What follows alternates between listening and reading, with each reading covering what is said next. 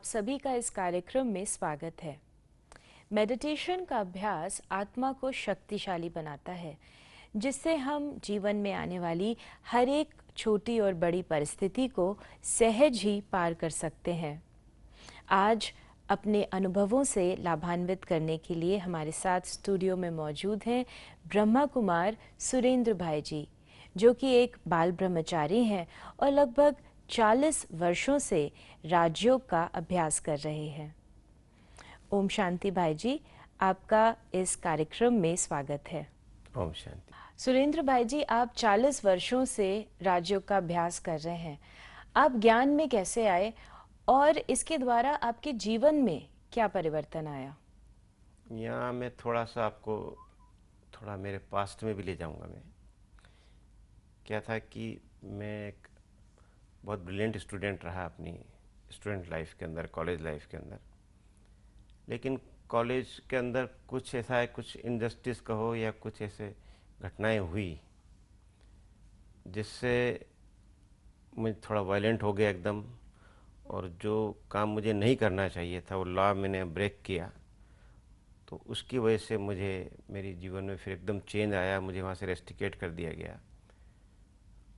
और वो जो जीवन में चेंज आया मेरा, उस चेंज ने मुझे एकदम भटका दिया, और भटकते भटकते मैं काफ़ी आगे बढ़ गया और एक लाइक ए गैंगस्टर एक प्रकार से बन गया मैं।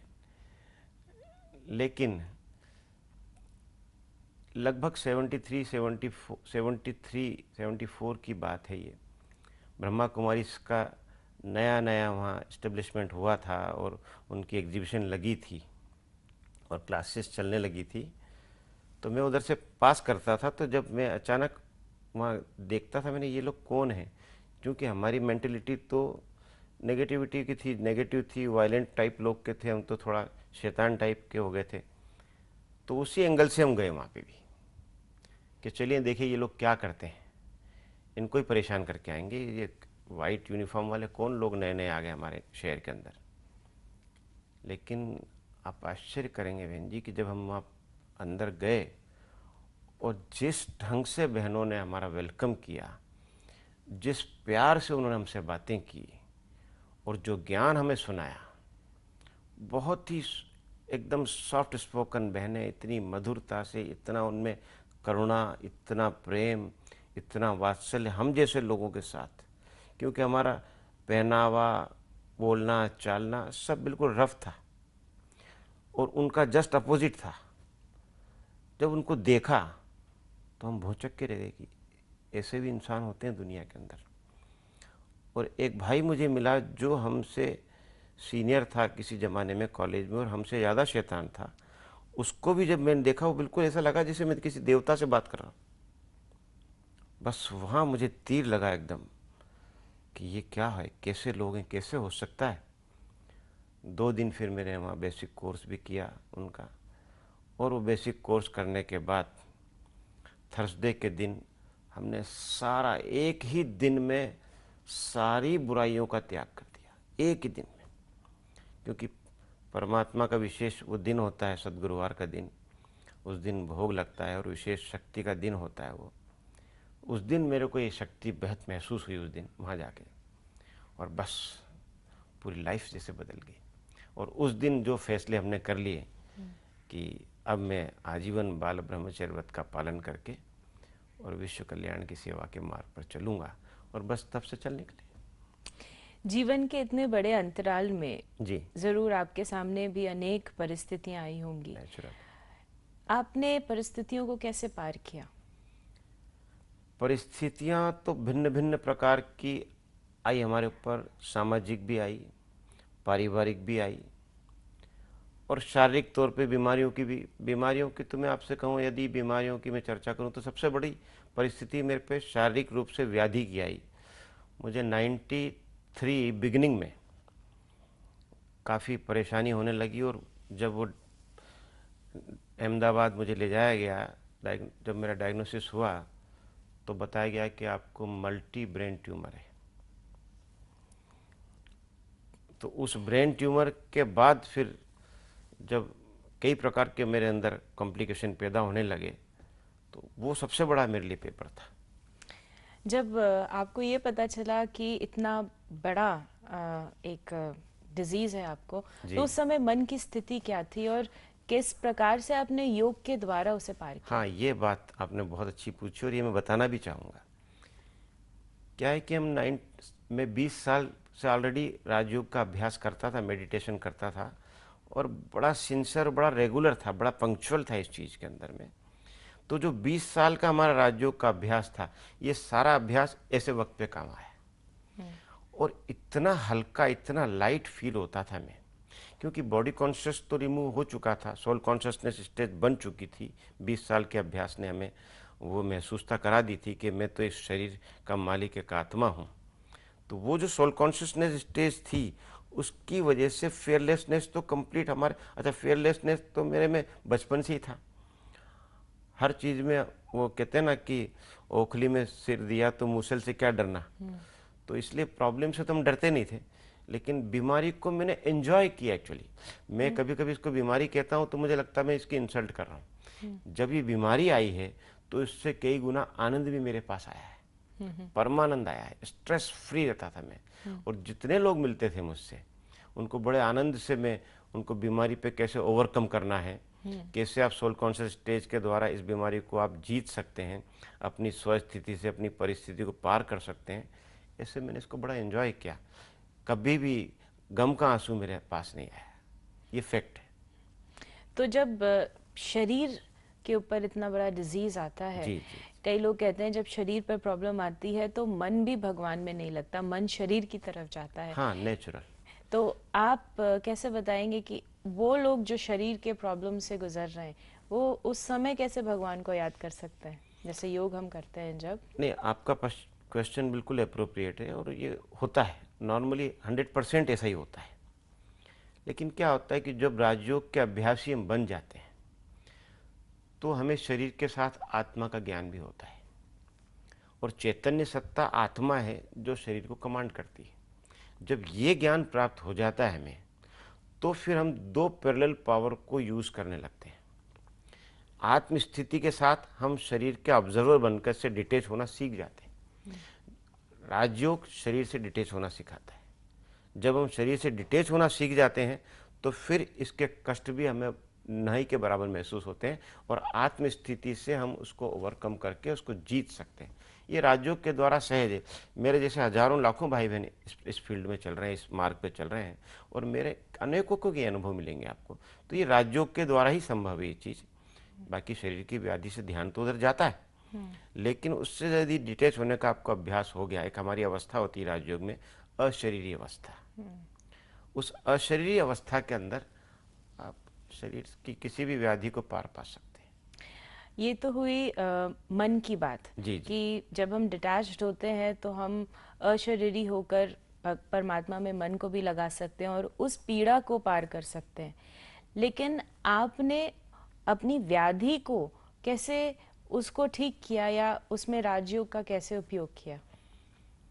ये थोड़ा सा बड़ा गहरा अनुभव है, क्योंकि क्या हुआ था कि 93 जुलाई अगस्त आते आते मैं cancer hospital, Shah cancer hospital Ahmedabad में था। तो आते आते body day by day collapse होती चली जा रही थी। मेरे को पैरालिसिस भी हो गया था, मेरा हाथ पैर वगैरह लेफ्ट साइड, लेफ्ट पोर्शन लगभग पैरालिटिक हो चुका था। मेरा विज़न, वॉइस, टंग, ये तीनों ऑर्गन भी डिस्टर्ब हो चुके थे, ये प्रॉपर वर्क नहीं करते थे। मेरा नेक, मेरा फेस स्टिफ होकर के लेफ्ट साइड ऐसा हो चुका था वो भी। लेकिन इस सब के बावजूद, चूंकि एक हमारे पास एक आध्यात्मिक ज्ञान है जिसमें सृष्टि के तीनों कालों का ज्ञान मिलता है, उस ज्ञान के द्वारा मुझे अब आत्मज्ञान के साथ साथ मेरे भूतकाल का भी ज्ञान है, मेरे पास वर्तमान का भी ज्ञान है, और हमारे भविष्य काल का भी ज्ञान है जो स्वयंभू परमात्मा शिव द्वारा दिया जा रहा है। उसकी वजह से, उस ज्ञान की वजह से शरीर की व्याधियाँ बहुत कम और नगण्य लगती हैं। और जो मेरा भविष्य जो मुझे सामने दिख रहा है, वो जिसको मैं सामने जब देखता हूँ तो मेरा एंगल चेंज हो जाता है, मेरा एटीट्यूड बदल जाता है। तो उसकी वजह से वो विल पावर हमारी स्ट्रांग बनती चली जाती है, वो दृढ़ता हमारे में आती चली जाती है, और फिर धीरे धीरे जब डॉक्टरों ने मुझे फाइनली जवाब दे दिया कि भाई अब कुछ नहीं हो सकता क्योंकि केस ऑपरेबल भी नहीं है, तो हमने प्रयास किया कि अमेरिका तक इसका रिपोर्ट भेजा जाए। तो हमारे एक सीनियर सर्जन ने वो भी बात किया, लेकिन उन्होंने कहा कि कोई पॉसिबिलिटी नहीं है, अब इनको जितना भी दिन निकले इनको छोड़ दिया जाए। वो छोड़ना शायद मेरे लिए वरदान हुआ। डॉक्टरों का होपलेस करार करके मुझे छोड़ना और शायद मेरा ऑपरेशन ब्रेन का नहीं होना, यही मेरे लिए वरदान सिद्ध हुआ।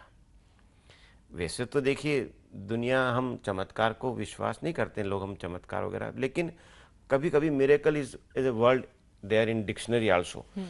जब मिरेकल शब्द है तो मिरेकल होता ही होगा, है ना। तो मिरेकल मेरे साथ हुआ है। 1 फरवरी 94 was the day mount Abu में, ये वर्तमान समय परमात्मा के अवतरण का काल है, एक परिवर्तन की वेला है। इस वेला के अंदर युग परिवर्तन होता है। ये गहरी समझने की बातें, मैं भी इसको इतना नहीं छोड़ूंगा, लेकिन वो जो सीन था 1 फरवरी 94 का, जब सर्वशक्तिवान स्वयंभू परमात्मा पर काया प्रवेश करके हमारी एडिशनल चीफ दादी गुलजार जी के तन में जब वो आते हैं, और वो जो उनसे वाणी और दृष्टि जो मिलती है, उनसे वाणी जो मुखरित होती है, ईश्वरी वाणी, और उनकी दृष्टि से जो शक्ति प्राप्त होती है, मुझे वो सौभाग्य मिला, उनके सामने जाने का सौभाग्य। हमारी जो चीफ थी, हमारी पूर्व चीफ हमारी दादी प्रकाशमणि जी जो थी, उनकी मेहर मुझ पर बड़ी थी, मुझे बड़ा बच्चे जैसा, पोते जैसा प्यार करती थी वो। तो उन्होंने मुझे सर्वशक्तिवान उस परमात्मा की दृष्टि का प्राप्त करने का सौभाग्य दिया। उनके बुलावे पे मैं वहाँ गया, और उस समय कुछ चेंजेस मेरी बॉडी में, सडन चेंजेस आए, सडन चेंजेस आए। जैसे केवल 5 मिनट में, जो कि मैं खड़ा नहीं हो सकता था, मैं किसी सहारे के बिना चल नहीं सकता था, मैं मतलब कोई भी सेल्फ डिपेंड कोई काम अपना नहीं कर सकता था, मुझे एक आदमी हमेशा फुल टाइम लगता था। लेकिन वहाँ जब मुझे वो एक दृश्य, जब मुझे दृष्टि मिली, तो मैं खुद अपने पैरों पे एकदम अचानक खड़ा हो गया, और मेरी गर्दन बिल्कुल स्ट्रेट फॉरवर्ड हो गई, सीधी हो गई। और लगभग 5000 लोग उस ओम शांति भवन के अंदर माउंट आबू में बैठे हुए थे, जो इस घटनाक्रम के गवाह हैं, जो साक्ष्य हैं, वो सब ताली बजाने लगे। फ्रॉम दैट डे वो धीरे धीरे धीरे रिकवर होते होते, फिर मैंने कुछ नेचुरोपैथी, 2:30 बजे से हम लोग मेडिटेशन का विशेष अभ्यास करते हैं। नॉर्मली हमारे 3:30 बजे से अभ्यास होता है अमृतवेले ब्रह्म मुहूर्त में। लेकिन मुझे हमारे चीफ स्पोक्समैन उस समय हमारे जगदीश जी हसीसा साहब थे, बहुत वरिष्ठ, एक दुनिया के जाने माने साहित्यकार, जिन्होंने ब्रह्मा कुमारी संस्था का लगभग 90% साहित्य लिखा है। उनका मुझे मार्गदर्शन प्राप्त हुआ, दादी जी का मार्गदर्शन प्राप्त हुआ, और फिर मैंने एक विशेष तौर से राजयोग का अभ्यास किया। मैं बायो का स्टूडेंट रहा हूँ, तो फिजियोलॉजी मुझे पूरा समझ में आता है, ब्रेन वगैरह के स्ट्रक्चर वगैरह। तो ब्रेन को इमर्ज करके और परमात्मा की लाइट को उस पर डालना, उन शक्तियों को, उन किरणों को वहाँ फोकस करना, उन ट्यूमर्स के ऊपर फोकस करना, क्योंकि मेरे पास सिटी स्कैन MRI का कंप्लीट रिपोर्ट भी था, तो वहाँ फोकस करके और अशरीर स्थिति का अभ्यास करना, तो धीरे धीरे धीरे ये सब कुछ ठीक होता चला गया। ये तो बहुत ही अचंभे की भी बात है, और एक मन में एक आशा भी जलाता है कि अगर हम फोकस होके कुछ भी करेंगे परमात्मा की शक्ति के द्वारा, बड़े से बड़ी बीमारी को, बड़े से बड़ी परिस्थिति को भी पार कर सकते हैं। जी। हमने सुना है कि कुछ समय पहले भी आपके सामने ऐसी ही एक परिस्थिति आई, उसके बारे में भी आप हमें बताएं। 20 साल के बाद जुलाई 13 में फिर मुझे कन्वल्शन बॉडी में आना शुरू हुआ, ड्यू टू माई नेग्लिजेंसीज। मैंने फिर 20 साल के बाद में ओवर कॉन्फिडेंट हो गया कुछ, कि भाई मैं तो ठीक हो चुका हूँ, अब वो प्रॉब्लम मुझे नहीं रहा। तो कुछ, वैसे तो हमारा खान पान बहुत शुद्ध होता है, लेकिन खान पान में भी जैसे मीठा, नमकीन, तला पका थोड़ा ज़्यादा यूज़ कर लेना, इन चीज़ों का ज़्यादा उपयोग कर लेना, तो वो शायद थोड़ी मेरी नेग्लिजेंसी होने लगी थी। उसके परिणाम स्वरूप वो मुझे फिर से उसके बॉडी में कन्वल्शन आने लगे, और वो ट्यूमर फिर इंक्रीज हुए। अभी 2013 में? जी हाँ, जुलाई 2013 मुझे वापस रेफ़र किया गया। फिर मैं अहमदाबाद गया, सारा मेरा बॉडी का चेकअप वगैरह हुआ स्टर्लिंग हॉस्पिटल अहमदाबाद के अंदर, संवेद हॉस्पिटल में मेरा 3D MRI किया गया, तो वहाँ पता लगा। तो जो वहाँ के HOD हैं स्टर्लिंग के न्यूरोलॉजी के, जब उन्होंने वो ब्रेन का जब वो MRI का रिपोर्ट देखा तो उनका स्टेटमेंट था, सुरेंद्र भाई, I never saw this type of worst condition of brain, even you are laughing, you are talking, you are working, what is that. आश्चर्य किया उन्होंने कि ये कैसे संभव है। डू यू नो कि आपके ब्रेन का लेफ्ट साइड पे एक ग्रेप्स के बंच, अंगूर के गुच्छे के माफिक ट्यूमर है लेफ्ट साइड, और राइट साइड पे एक ही ट्यूमर इतना बड़ा है, इतना बड़ा हो चुका है कि वो ब्लास्टिंग स्टेज पे वो कभी भी फट सकता है, ऐसी स्टेज पे आपका ट्यूमर है। लेकिन मैं ये नहीं समझ पा रहा हूँ कि आप इसके बावजूद आप नॉर्मल बिहेव कर रहे हैं और कहीं से लेके कहीं तक आप पेशेंट नहीं लग रहे हैं। तो फिर मैंने उनको भी राजयोग का परिचय दिया, क्योंकि हमारे लिए तो सेवा का एक साधन यही है कि सारी दुनिया को हम बता सकें कि भाई देखिए एक युग परिवर्तन का समय, और राजयोग संसार के हर व्यक्ति के लिए आवश्यक है, चाहे वो छोटा बच्चा हो, चाहे वो 100 साल का बूढ़ा हो, हर व्यक्ति। और राजयोग सबके लिए सहज है, एक लाइफ स्टाइल है। Rajyoga is a life style, meditation हमारा एक लाइफ स्टाइल है, किसी पर्टिकुलर टाइम के लिए नहीं है। एक एटीट्यूड को चेंज करके एक नया विजन में देता है हमको राजयोग। तो वो जब मैंने उनसे चर्चा किया तो उनके लिए तो अनबिलीवेबल था। फिर उन्होंने मुझे जब भर्ती करने के लिए दुनिया भर के ट्रीटमेंट और बताने लगे, मैंने कहा नहीं डॉक्टर साहब, ये ट्रीटमेंट नहीं हो पाएगा। मैं मेडिसिन में बहुत बिलीव करता हूँ, मेरा बड़ा विश्वास है दवाओं में, डॉक्टरों में बड़ा विश्वास है, लेकिन कुछ चीज़ें ऐसी होती है कि जहाँ मेडिकल साइंस भी उसको क्योर नहीं कर सकता है, जहाँ फिर साइलेंस पावर की यूज़ करना होता है, क्योंकि silence power is the creator of science power. It means the silence power is much much bigger than science power. हम लोग टोटल साइंस पावर पे डिपेंड हो जाते हैं, ये हमारी विडंबना है। हम अपनी साइलेंस पावर को, अपने आध्यात्म को, जो हमारी प्राचीन भारतीय संस्कृति है, यदि उसको हम सही तरीके से अपना लें तो हम हर चीज़ पे ओवरकम कर सकते हैं। बीमारी तो बहुत छोटी बात है। बड़े बड़े हमारे पहले ऋषि मुनि साधु तपस्वी जो हुए हैं, उन्होंने अपनी बीमारियों को केवल योग बल से जीता है। तो राजयोग के बल से फिर मैंने 2 साल वापस पूरा हमने चेंज किया, पूरा लाइफस्टाइल चेंज किया, खान पान चेंज किया, मेडिटेशन का ज़्यादा प्रयोग किया। अभी देख लीजिए आपके सामने फुल्ली फिट हूँ, 2 साल लगभग हुआ है। ओके, कोई प्रॉब्लम नहीं। कोई आपको देख के ये कह भी नहीं सकता कि आप ऐसी जी परिस्थितियों जी से गुजरे और अभी भी ऐसे उस व्याधि को उसका सामना कर रहे हैं। जीवन में आपने ऐसी कौन सी धारणाओं को अपनाया जिससे जीवन जीना निर्विघ्न हो गया? देखिए बहन जी, मैं बहुत छोटा एक नाचीज व्यक्ति हूँ। ये तो ईश्वरी शक्ति और ईश्वर की देन है, उसकी मेहर है कि राजयोग का अभ्यास करने के बाद और ब्रह्मा कुमारी संस्था से जुड़ने के बाद जो मेरे में परिवर्तन आया, तो हम में कमिटमेंट, दृढ़ता। पहले मैं जिद्दी था, बचपन से मैं जिद्दी रहा, लेकिन वो जिद एक दृढ़ता में जब बदल गई आध्यात्मिक बनने के बाद, उस दृढ़ता ने मुझे हर जगह सफल किया। उस दृढ़ता ने, और रेगुलरिटी, पंक्चुअलिटी, सिंसियरिटी।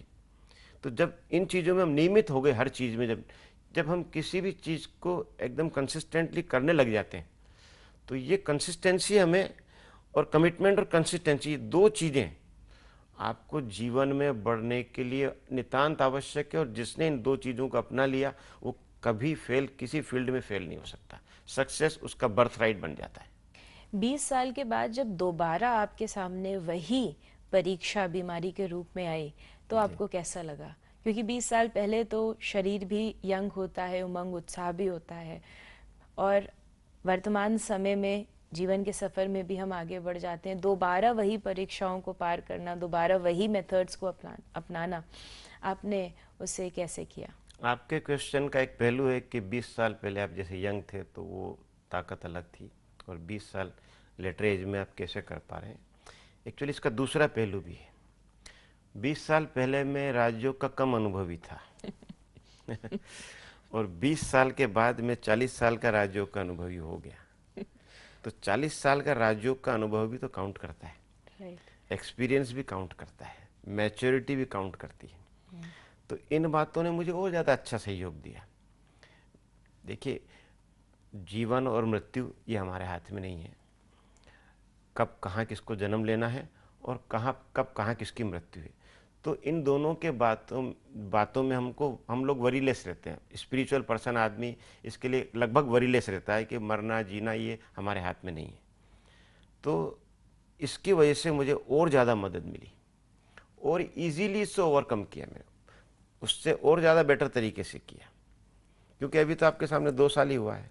और एक दिन भी, उस समय तो मेरे को काफ़ी परेशानियां झेलनी पड़ी थी शरीर के दृष्टिकोण से, लेकिन जब मैं स्टर्लिंग हॉस्पिटल से 17 जुलाई 13 को निकला वापस, और ज़बरदस्ती डॉक्टरों की छुट्टी नहीं देने के बावजूद मैं ज़बरदस्ती अपनी जिद से निकल के आ गया कि मुझे ट्रीटमेंट नहीं लेना है।